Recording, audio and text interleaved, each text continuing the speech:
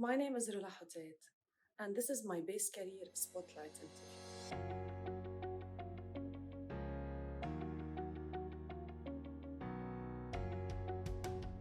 Well, I never believed that there will come a day when I will be a pilot.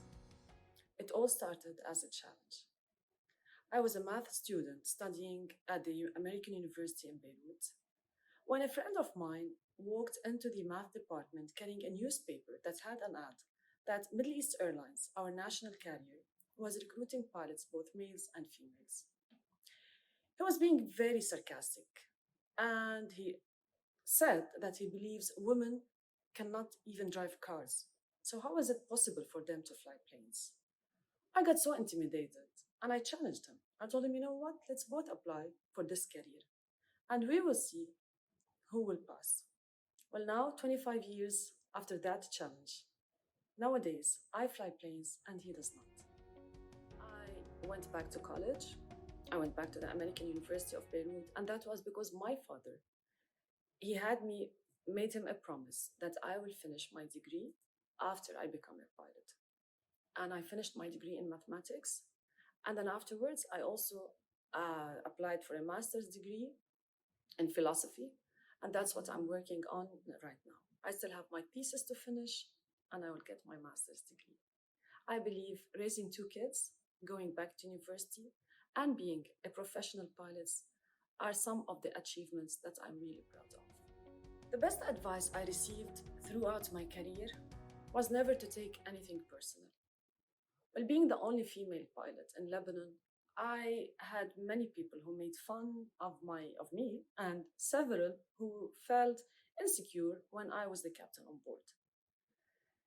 And I heard several really harsh comments from people, even from colleagues and some people that work in the aviation industry, like, for example, some engineers who wouldn't even address me when we have a problem on the plane. The advice I received was never to take those things personal. Anyone could have been sitting in my seat and receiving the same comments or the same reactions. Just to accept things and to try to prove to people that women can do anything. Now, the advice that I would pass on to others, and especially to females in my region, is to believe in themselves.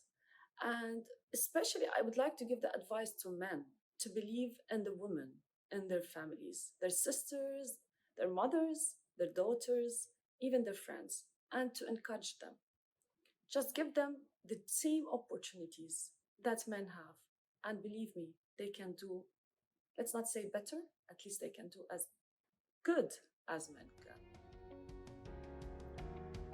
Well, my life hasn't been easy. I cannot say that it was easy, especially in the Middle East region, and especially, specifically in Lebanon. Lebanon has always had very unstable situations. I got married at an early age, just after I started flying, and I had two boys. One of them is 19 years old now, and the other is 16 years old. And raising those two boys while flying wasn't easy at all. At times, like I would leave my home and leave my kids with one of them ill, and I had to travel and do my job properly and professionally. And you know, when someone is flying, you become totally disconnected from the world down there. So it's not like any other job where I can just call and check on my kids or call the doctor or call anybody. You know, we're just disconnected. So it hasn't been easy to raise two kids in this country. But thanks to my husband, he was always there for me and definitely my family as well. But my husband has helped me a lot. When I wasn't there, he was always there for the kids. He played the role of the mother and father, just like I had to play the same role. I believe that a human being is one third physical body, one third a mental brain, and one third a spiritual part. And I believe if we divide our time equally between these three parts, then definitely we can't be perfect, but at least we'll be able to maintain a healthy lifestyle. So that's why I try to spend my time either working on my physical welfare, which is by eating healthy, by doing some sports, walking. As for the mental thing, that's why I'm always studying and I'm always reading and I'm always trying to evolve mentally, whether learning a new language or getting a new degree or learning how to play a musical instrument. And as for the spiritual part, that's where the music comes in, the meditation, the peacefulness. So, if a person, I believe, is able to maintain a balance between those three parts, then easily a person could be fit and healthy and happy as well. Honestly, I barely have free time for being a mother, being a student, and being a pilot. And in addition, I'm also the regional vice president for an international organization, which is the IFALPA, International Federation of Airline Pilots Associations.